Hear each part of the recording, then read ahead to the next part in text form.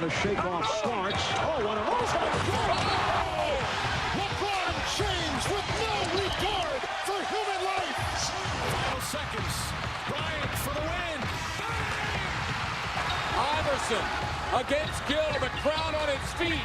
Allen for the win. Welcome to the Sneaker History Podcast. What's up, everybody? Welcome to another episode of the Sneaker History Podcast, your favorite shoe podcast, or maybe at least in your top 5. I'm Robbie, here with my two friends, Mike and Rohit. Gentlemen, how's everybody doing? Fantastic, dude. Can't complain here. Should we do my starting 5 of favorite sneaker podcasts, and then just invite everybody over and have it be like, Dylon, Sneaker History. This is pretty cool. Anywho, we're going to have an interesting episode, right? Kind of like a smorgasbord of Nike stuff, but I believe you guys are going to enjoy it. We have a little bit of rockin' and coppin', touch on some Nike models that have had a little bit of a resurgence the past year and a quarter. Fourth of the year almost in 2023. And then Mike's experience at the Air movie premiere. So I'll start off with Rockin' and Coppin'. Or Mike, do you want to start off? Either one? Go ahead. Cool, I'll start off. Rockin', I mean it's going to go probably feed into our theme later today. But I literally just took these off my feet. My Zoom Vermeil 5s and the iron ore color.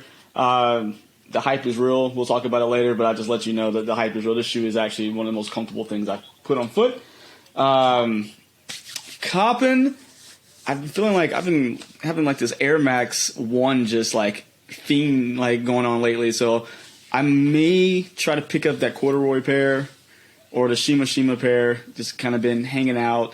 But it's kind of which one I find the best deal on, which we shall see. But those are both really good looking shoes, and I just been kind of on a bender. I saw the corduroys at the Nike employee store, and they were only very small feet, but very nice shoe in hand. I was quite a fan. So for myself, started a training regimen, got a personal trainer, and I've been wearing these Wonder Woman Reebok. What Mike? These are the Nano 2? Nano. Yeah. Nano X2s. Yeah. Hot take. These are fantastic. It's funny, when I post them, I get a lot of DMs saying, like, who's making you post that shoe? Nobody's making me post this shoe. This thing gets rocked regularly.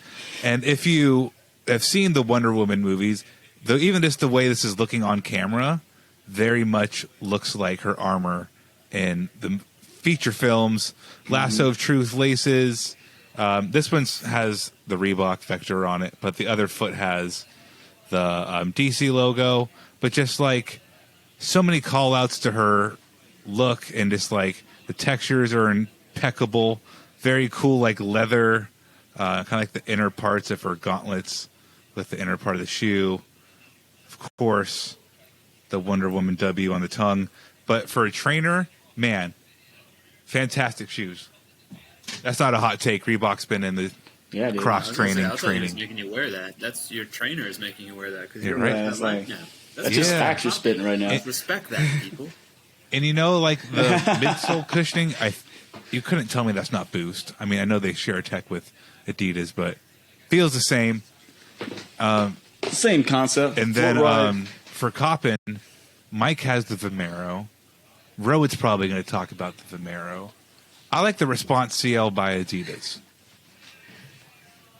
I'm going to put that out there. I was like, that's the one I'm looking to buy. Like, once I can find a pair of Response CLs for like a good discount, I will be buying those. And we'll save the rest of that discussion for the Vomero talk. But Rohit, what have you been popping, or you know the drill? After like a whirlwind tour of Tokyo and Chicago, a lot of my copping is sugar related. So I bought about like 7 different types of Kit Kats and then the obligatory Garrett. No, I'm kidding. A little bit closer to what we're expecting from Sneaker History.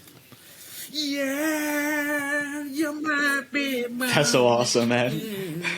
I feel like Mumford & Sons is going to replace Creed and Nickelback as the go-to alternative music song to make fun of whenever you're making fun of white rock, but that's neither here nor there.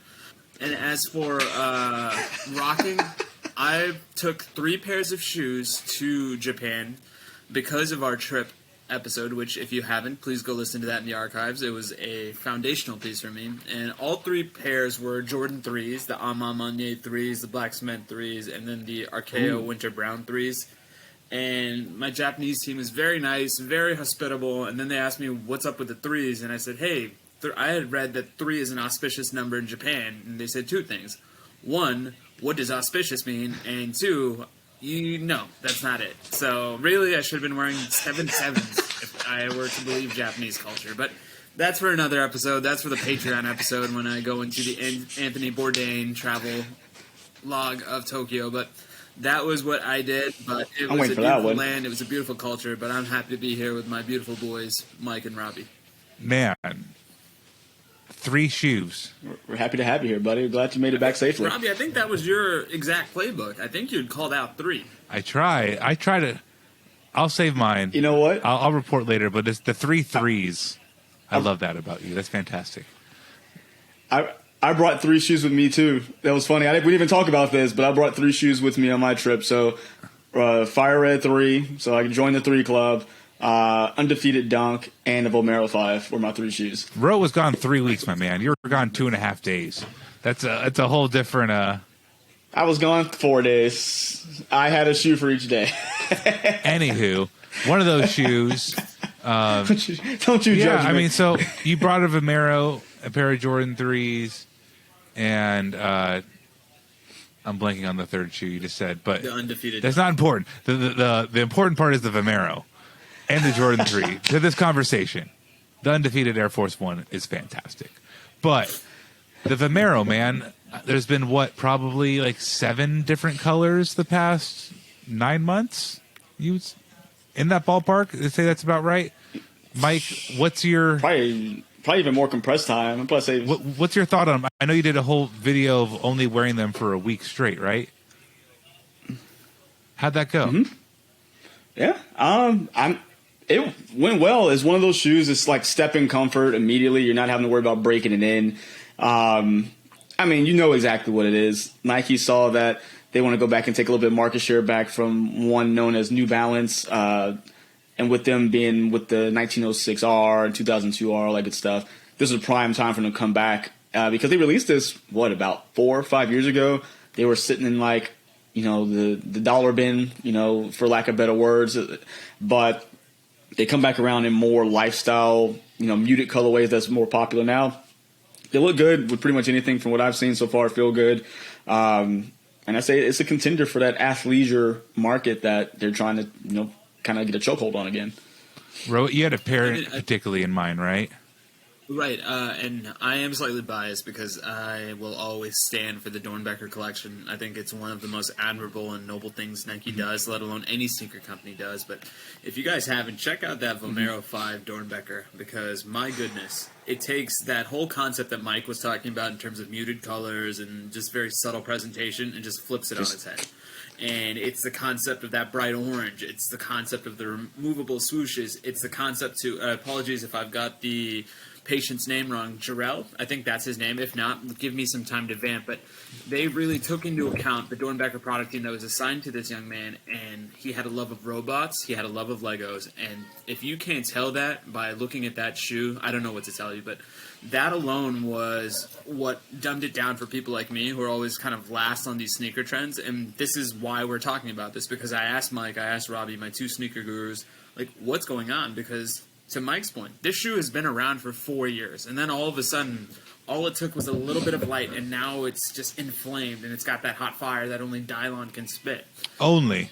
I mean, it's interesting because I don't feel like, and it does, but I don't feel like it really compares or competes with what New Balance is doing. I think whoever buys a Vomero, I mean, not everybody, Mike is one of many people who don't think this way, but people who buy a Vomero 5 instead of like a New Balance retro are just because they're like, oh, I don't want to wear not Nike shoes, and I want to, it's just like it's a compensating. I can believe that crutch.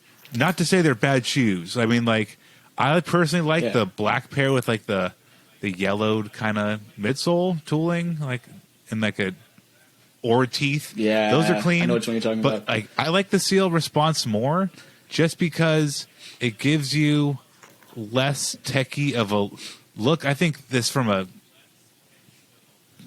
aesthetic point of view only, not tech at all.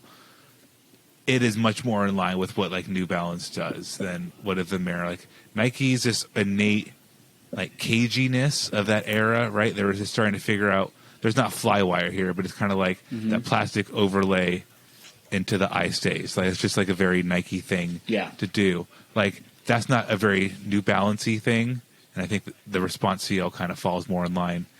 In that same breath, would you guys wear a Vomero 16? Because that thing is half on, like 50% off, and nobody wants that shoe. Is it interesting that like nobody wants the 16 to you, or? Well, you nailed it right on the head. It's literally, so you got two schools of thought. People like me, who like to wear kind of a vast amount of different brands. So this one, because it did have that familiarity to what I like in some of those New Balance sneakers, like the 992s, 9990, like V, fill in the blank. That's why I got it, because I was like, wow, it looks something similar, and I like to kind of expand my horizons, because those 2000 runners have been something I've been buying a lot of over, starting last year into this year. So I was really curious on how it felt, because I'd never worn it. But you had nailed it right on the head. It is for people who are Nike purists who will talk down on someone wearing a New Balance. It's a dad shoe. This is an old person shoe. This is the same thing. Like 4 years ago, this was sitting at Academy or Dick's Sporting Goods, and someone's respective father was getting it because it was comfortable. I don't care how you spin it. It's the same thing. They just threw, again, those hot colors. They threw a little bit of suede overlays. Same shoe. I will say that although comfort-wise, I do love the you got the zoom both in the forefoot, a big zoom pad in the forefoot, and you have the zoom pad in the heel. It's very comfortable. I think it's probably a little lighter than a New Balance, but materials don't even touch New Balance because it's still mostly a mesh. So they're maybe a little lighter, but it's not touching the premium materials that you get on those New Balance models. I mean, I think it also speaks to the fact that New Balance knows what they do very well, and they continue to do that. This almost seems like Nike is dipping a toe in the water, seeing how well it sells, and then if it does well, then yeah, let's start throwing the premium materials on there. By the way, as a course correction, the young man, his name is Jaron Heacock. So there he is. Jaron, thank you for the inspiration for one of the greatest shoes I've seen in the last calendar year. And I think right now that's my early contender for shoe of the year, just because of the details. So please look it up. If you need to get it. But then at the same time, please make sure you donate to the Dornbecker cause, because it is a really good cause. Yeah. And you're helping not only Nike, you're also helping a lot of these kids. Yeah, and don't buy them at StockX.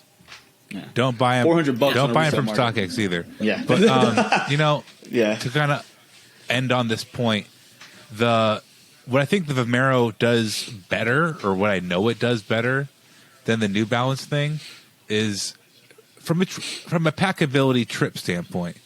If you are an active person, you can work out with New Balances. Like, don't get me wrong. There's nothing wrong with doing that. But a Vomero 5 isn't too... I get it's literally 11 models now removed from... Oh, it's Vomero. Yeah, Vomero 5. It's 11 removed from where they are now. Yeah. It's still an extremely viable running shoe. Like, you could have that be like your casual dress down with jeans... at like the afternoon work retreat, and you could also run in them like actively and far earlier in the morning before said retreat. Like a 990, I'm not doing that in a New Balance. Yeah, you a shoe that does both, yeah. Right? You can dress it up and get a morning coffee, and you can run to that morning coffee. One question I asked both of you with regards to comparing the 5 with the 16. Do you think your perceptions of the 5 would change if they use some of the more muted colors that we're seeing with the 5? Because right now, whenever I Google image Vomero 16, it's what I expect from Nike, like Hyper Punch, Volt. If it was maybe tastefully done with that same iron ore concept, or like a drab olive, I think the Vomero's got the potential to be stylish, but right now the 15 just hits that sweet spot of capitalizing on that dad shoe, dad hat, dad aesthetic market. Yeah. No, I'll just say it. The Vomero 16 is just ugly. Like, that's why you could put straight gold on it. Yeah. It doesn't matter. I mean, the Zoom X is a good sell on it, like from a tech like value standpoint. Like, it's a fantastic tech, and you can get them like 20 to 40% off. And Zoom X is great. Well, there's another shoe, and God dog it, I cannot remember the name of it. Oh, there it is. So, nope, that's not it. So, Roy, you probably have a better take on it. Oh, here it is. I think the newer model that can be in that category of, oh, this is comfortable, this is, I guess, technical, this is runner-ish, is the Nike Zoom X Invincible Run. That shoe, if you hadn't seen it, is, I guess, full-on Zoom X. It is meant to be a running shoe, but looks more lifestylish with a kind of a yellowed foam on it and make it look aged. It has the Flyknit bring it back, but it is very wearable. And it would be like, okay, cool, if I would jump from this to I want something a little bit more up-to-date, something more sleek, that would go with that one over the Vomero 16. I think it's also a silhouette that highlights the colors. That's a silhouette that should be used for these vibrant, extraordinary colors that we don't see every day associated with dad shoes, let's say. Mm-hmm. And to your other point as well, a lot of my team was wearing the Zoom Vomero 3, and I'm like, none of y'all are hardcore runners, so that was the preconception I had, because I thought this was one of those shoes that, hey, you're about that run life, you wear this, but it truly is kind of making its way into that aesthetic of just casual athleisure. I know that term probably gets branded about a lot, but it truly is that shoe. And I will say this, I think nothing pairs well with a Nike Forward or whatever that revolutionary hoodie that we're supposed to think is revolutionary than a Zoom Invincible X. So more power to them. The whole fit is good, as the kids say, and yeah, I think you've got a myriad of different options that you can pick right now if you're trying to get into that dad running aesthetic. Killer. You know what? Including the... No, go ahead, Mike. Oh, no, I was going to say, with everyone buying these shoes, being in Los Angeles for 4 days, I saw no one wearing them. Like, I saw no one. I was up and down, like, the areas where the shoes, the sneakers are. 0 people wearing them. I was wearing them. I was like, oh. And I see people kind of look down, but for all of these things selling out, I saw 0 people with them on foot. So I'm like, what are you guys doing with them? Just, like, staring at them in your room? Like, it's not something... This is the shoe, if you're going to buy a shoe to get beat down, this is the one, because that's what I'm doing with it. Makes total sense. Mike, why were you in L.A.? Selling crack. No, I'm kidding. Well, hold on. Before we get there, I feel like we want to talk about one more shoe. I'm gonna have to backtrack back to Rohit because we ran a little late on the Vomero. So let's keep second shoe for another time. Rohit read the audible. We're just gonna juggle this perfectly. He was thinking the same thing I was. So, but no, it's Mike. Where were you? That's all good. Great. I'm gonna see from the backfield, like, edit more. Yeah. Here you go, Nick. Edit. And on top of that, we should start with. I'm gonna ask spoiler-ass questions. So, like, if you haven't seen the movie we're about to talk about, just know that it's not coming out till the 1st. So hopefully by the time this makes it into your feeds, it's the 5th. Ugh. That's what young Hollywood Mike tells us. You know what? Then I will. Okay. Should we? Here's the thing. So let's call it compromise. I mean, on air. there's what are spoilers though? Yeah. What are the spoilers? We all know the story, right? I mean, just It's not one of those, like, surprise ending. It didn't happen. we're not Like, going down the Inglourious Bastards route where all of a sudden in the 11th hour Reebok signs Michael Jordan because Quentin Tarantino. He went to soccer. It was all a dream. Roof. And it wakes up. All right, Mike. Tell us. Okay, Mike went to go see Air. Tell us about that experience. Yeah, no, it's super cool. So got invited out to a premiere event for Air. It was one of 2 they were doing kind of simultaneously across the country. The one I was at was in Los Angeles. Cool event. It was at the Pacific Design Center. If anyone's seen that, it's just freaking humongous building. But it was really nice. They had like little pop shots, like food, drinks, all that good stuff. So it's really nice to be able to like see the movie early. Some of your favorite, personalities are there when it comes to, sneakers and YouTube. So that was cool. Got to actually ask a question to 3 of the stars in the movie. So I was able to sit in the front row. So like right there in front with Marlon Wayans, Justin Bateman, and Chris Messier. So it was really cool to be able to ask a question in regards to, sneaker culture to them and kind of see their thoughts on it after being a part of such a, I guess, when it comes to sneakerheads, kind of a monumental deal that was made that, 35, 40 years later is still, like, relevant. But I mean, shoes aside, it's not a shoe movie. So I'll tell you guys that, like, of course, it centers around Nike and them trying to sign Michael Jordan kind of on their last leg before they were thinking of dissolving basketball because they were running out of money for the division because it was underperforming in comparison to Converse and Adidas. But don't go into thinking it's going to be just talking about Air Jordans or, everyone's just rocking Jordans the entire movie. It is really a story. It's more of a business-minded movie, but it's also just showing just kind of like the perseverance of Sonny Vaccaro and his team just trying to get it done and kind of the implications if they didn't. So it's a good movie all around. I think could be a contender and I guess one of those best movies of the year. I mean, from a guy who just loves Marvel movies all the time and just stuff blowing up, I feel like that's a pretty big statement. What messed me up, and I shouldn't have asked off air because I wanted to get my organic response, but is Michael Jordan in the movie, Mike? The back of his head. You don't ever get to see Michael Jordan. You get to hear his voice, but from what I understand, they did it on purpose because they say Michael Jordan is such an iconic character. Who do you cast as him?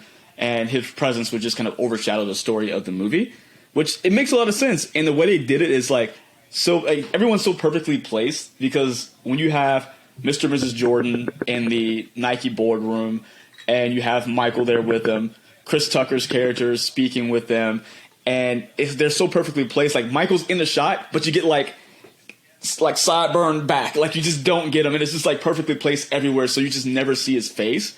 And it's done well. It's not like a cheesy where it's like a gimmick, but they just do it so well so that way he's there, you feel his presence, but you don't get him except for kind of one of the penultimate parts of the movie where Matt Damon's character Sonny Vaccaro is like selling him, like they're trying to do this whole sell bit and he just shuts the whole thing off and it's like gives him the spill of like you can become a legend. You will be long remembered after us and your shoe will be a part of that legacy.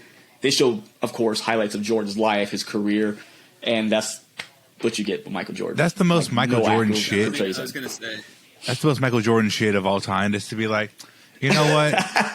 You know who I am. Like, I had this very, very old lady from the South who used to come into my work, and she would just come in and, like, drop her ID down and be like, you know what the name is? Johnston.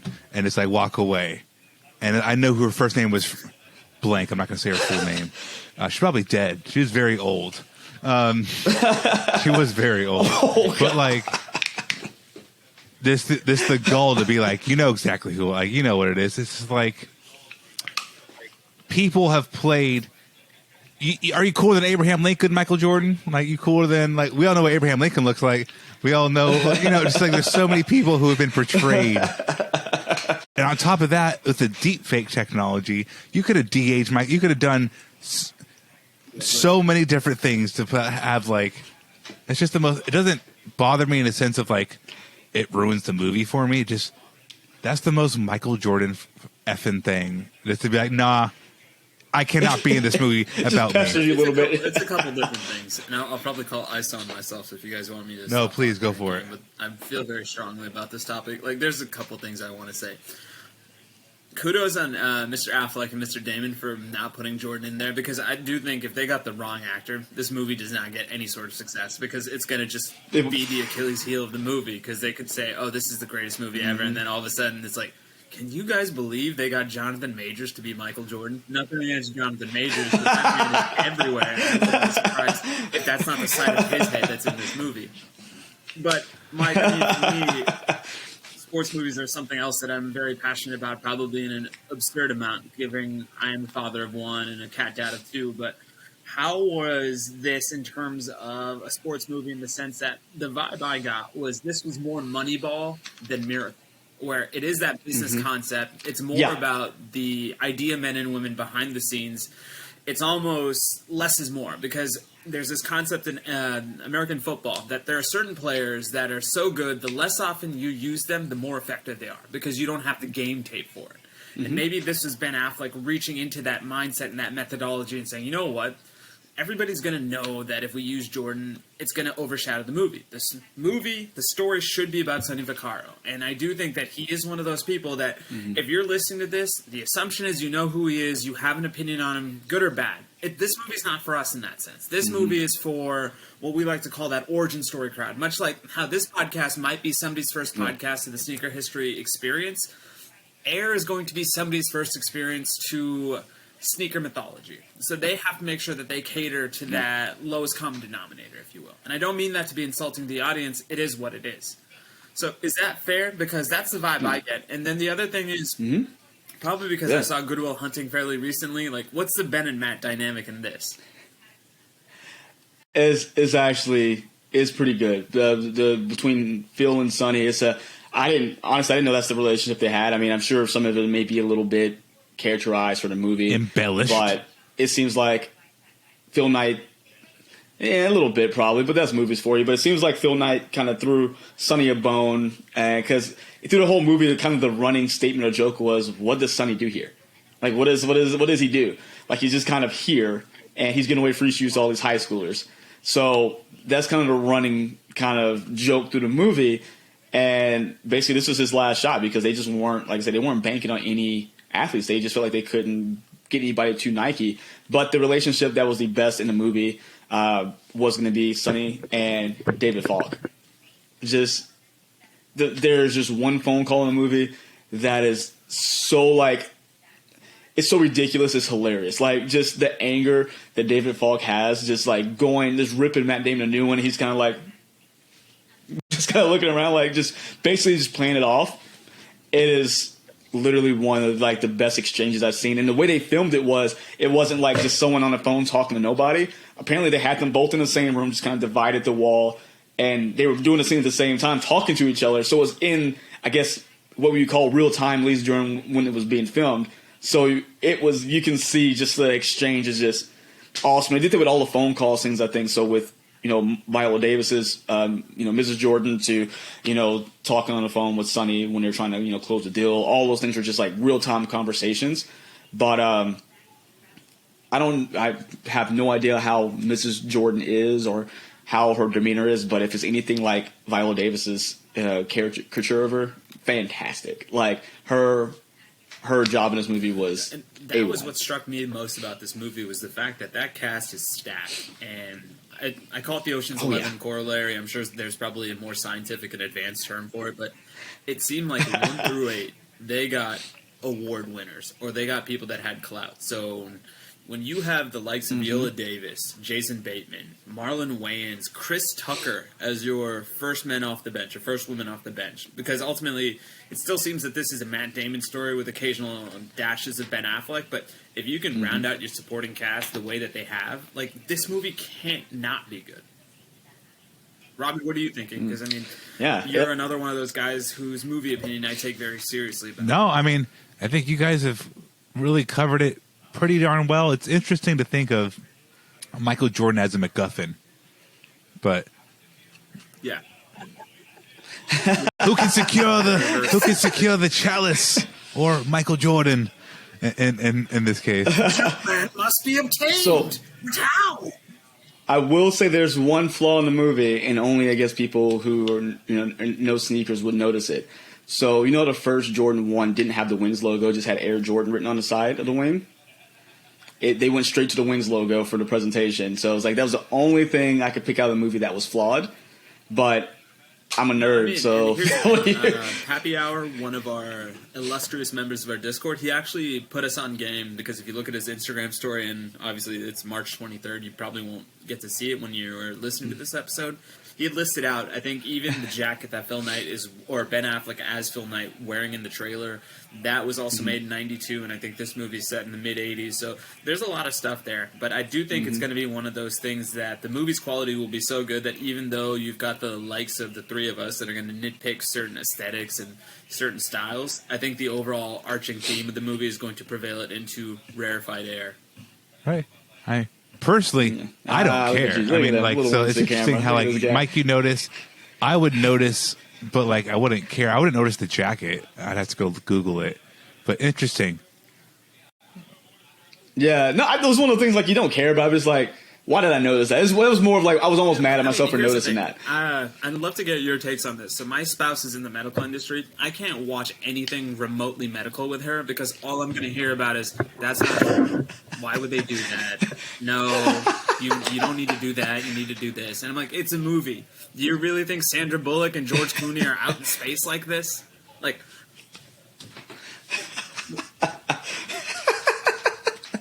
Oh, that's hilarious. Just watch Grey's Anatomy, but she just like fumes. She's throwing stuff at the TV. Yeah, I mean, that was the only thing I saw. Like I said, I would never notice the clothing because that's, I mean, that is a deep dive there. I would never know. I feel like anything between 84 and 92 all look the same to me. I mean, I just think it's a good movie. If I had to rank it, I don't think anything's perfect, so I have to say between like an 8.75 to a 9, which I think for a movie that's pretty dang solid. 9.5 is my shoe size, and 9.5 is a great score for a movie. So I am very excited to watch this April 5th. And please don't sue us if you violated any sort of embargo. Air, Ben Affleck, Matt Damon. We kept it. We kept it pretty light. Nothing a trailer doesn't ruin anyway. But yeah, make sure you check out the movie. Let us know if the sneaker or clothing discrepancies break the immersion for you. Does it drive you nuts? Do you care? Please just let us know. Make sure you go back and check out some of our past episodes. Make sure you're following at Sneaker History on all major platforms. And thanks, everybody. Have a great day. Peace. Oh, the cool guy over here. Oh, man. Mike, you look like an X-Men, honestly. Like I feel like my Cyclops right